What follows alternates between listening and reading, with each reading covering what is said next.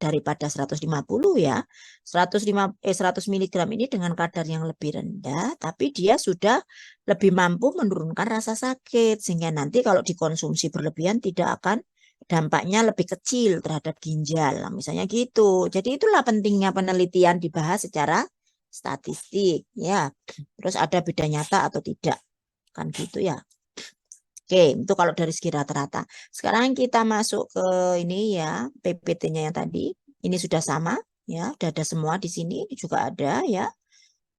Nah, sekarang interpretasinya apabila kamu ujian ada soal kan ya, harus ada interpretasinya lengkap ya. Karena hipotesisnya itu ada dua, maka interpretasinya juga harus ada dua yang dijawab. Yang pertama terkait pemilihan ragam homogen dan heterogen. Ya, tadi sudah dibahas, tapi kata-katanya seperti ini nanti. Hasil Levin test menghasilkan statistik uji F sebesar 0,874 dengan nilai sig 0,353 yang lebih besar dari alfa. Ya, karena alfanya 5%. Kalau ujian tidak mesti 5% alfanya. Ya, sehingga H0 dia Pak 0 diterima. Dengan demikian kedua populasi memiliki ragam homogen karena H0 diterima. Kan sebelumnya Samen sudah mengemukakan hipotesis seperti ini ya terhadap uji ragam. Oke, terus berikutnya uji T. Perbedaan pengaruh untuk menguji perbedaan pengaruh pemberian dosis 100 dan 150 terhadap penurunan rasa sakit. Hasil uji T menghasilkan statistik uji sebesar sekian, tadi 2,302.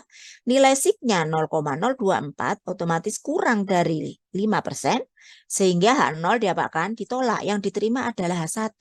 Dengan demikian dapat dinyatakan bahwa terdapat perbedaan pengaruh pemberian dosis 100 mg dan 150 mg terhadap penurunan rasa sakit. Nah, gitu. Berikutnya kita ditinjau dari rata-rata. Pemberian dosis 100 mg rata-ratanya 4,2857. Sedangkan pemberian dosis 150 mg rata-ratanya 3,0238. Hal ini berarti menunjukkan bahwa pemberian ekstrak galaktomanan dosis 100 menghasilkan penurunan rasa sakit yang lebih besar dibandingkan dengan galaktomanan dosis 150. Nah, gitu ya. Oke. Nah, sekarang sudah habis ini materinya ya. Sekarang nanti apabila ujian, apa Bu yang nanti dijawab nanti di ujian itu? Ini pertanyaannya nanti ditanyakan misalnya begitu. Kan pertanyaannya ujian kan seperti ini saja, contoh soal itu. Nah, nanti jawabannya ya sesuaikan. Kemukakan hipotesis saudara. Nomor A, berarti kamu harus mengemukakan hipotesis. Ya. Terus nomor B, berdasarkan uji T, apakah bla bla bla bla. Nah, berarti kamu harus memasukkan data hasil uji T.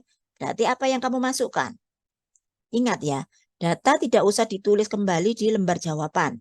Nanti memperlama waktu dan itu tidak penting. Ya, tidak boleh. Terus apa yang kamu tulis? Yang kamu masukkan di lembar jawabanmu, itu adalah hasil uji T-test ini. Nah, ini aja tinggal kamu kotai. Nggak lama nulisnya. Ya, ini kamu kotai ini semua. Ditulis. Nah, setelah ditulis, apa saja yang kamu jawab? Nah, ini kan mari sama. Ini kan sama dengan tadi. Apalagi yang dijawab paling penting yaitu interpretasinya. Sudah.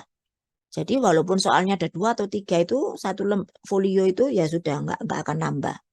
Folio lembar jawaban itu. Jadi interpretasinya dijawab. Ya, gitu. Sudah paham ya? Jadi ini nanti diapakan Bu? Ya ditulis nanti di lembar jawabanmu. Oleh karena itu maka kalau Ibu sarankan kan kamu kalau ujian nanti PPT-nya sudah ready, sudah di print semua. Karena supaya fokusnya nanti 2, enak. Fokus masukkan data, lihat laptop, fokus membaca-baca, barangkali ada yang lupa karena nggak belajar misalnya ya, atau ada yang lupa padahal sudah belajar, nanti Samen bisa melihat PPT-nya. Gitu. Ya, karena ujiannya bersifat open book, open apa saja, nggak apa-apa. Yang penting dihabiskan waktu ujian itu, kalau sudah habis ya harus dikumpulkan. Nah, jadi sudah paham ya terkait cara menjawab pada saat ujian? Nelly udah paham? Insya Allah sudah, Bu. Ya, sudah, Bu. Nah, sekarang kalau kita sebentar Ibu mau dulu. Semisal Bu, kalau kita nanti pertanyaannya itu nanti yang keluar rancangan percobaan jenis RAK, bukan UJT, komparasi, bukan uji komparasi, ya nanti dijawab sama, kemukakan hipotesis saudara. Habis itu tempelin ANOVA-nya. Setelah itu kalau ada uji lanjutnya itu adalah beda nyata, berarti tempelin yang subset uji lanjut, subset aja yang kotaan itu, yang menunjukkan kolom 1, 2, misalnya A, B, C. Nah itu saja. Setelah itu interpretasi, selesai. Ya, jadi gitu. Tempelin data ANOVA-nya apabila ada beda nyata, berarti dilanjutkan uji 2K ya. 2K-nya itu nanti kan banyak itu tuh tabelnya, tulisannya banyak, itu nggak usah ditulis, nggak apa-apa, nggak usah ditulis. Yang ditulis adalah ringkasan 2K-nya, di mana ada homogeneous subset. Di situ nanti menentukan yang kemarin ya, pelajaran yang lalu ada notasi A, B, C. Nah, itu nanti ditulis. Setelah itu interpretasi. Jadi interpretasi itu wajib ada ya, karena itu yang dibaca ya. Baik. Nah, materinya sudah selesai. Nanti habis ini Ibu beri latihan ya. Latihan silakan saya rekomendasikan untuk dikerjakan, tapi tidak saya bahas karena kita tidak ada tatap muka lagi ya. Ini untuk tugasnya kelas ini apa udah dikumpulkan semua? Maulida? Maulida?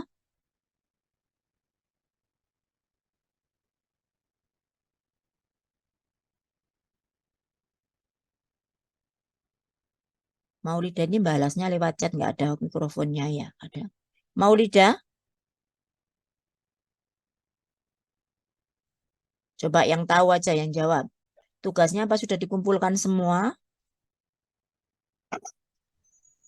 Izin menjawab, Bu. Iya, gimana? Sudah, Bu. Tapi kemarin itu beberapa teman-teman ada yang belum melampirkan jurnal. Jadi saya minta tugasnya hari Senin.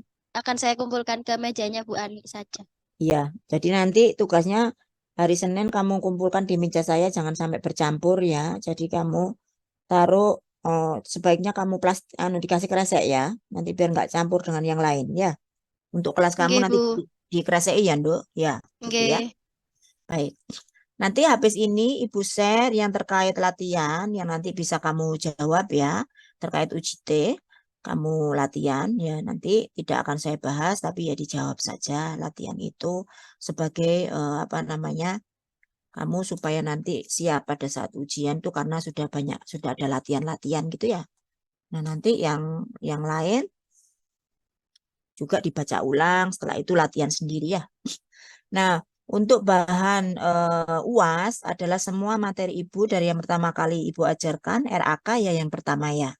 Setelah itu rancangan acak kelompok, setelah itu adalah percobaan faktorial, dan yang ketiga ini adalah yang terakhir, yaitu kita belajar tentang apa tadi uji komparasi ya.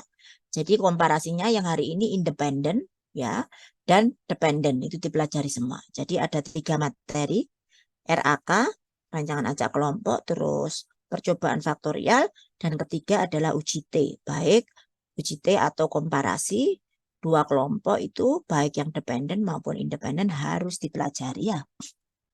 Nah, pada saat ujian juga jangan lupa laptopnya dikondisikan. Jika lo nanti harus selalu dicas, berarti dikondisikan membawa oloran atau bagaimana ya, karena tidak ada fasilitas kecuali fasilitas listrik saja ya. Atau bisa nebeng ke temannya, janjian dulu. Ya, baik. Sudah paham semua? Nggak ada pertanyaan? Ujiannya hari apa ya?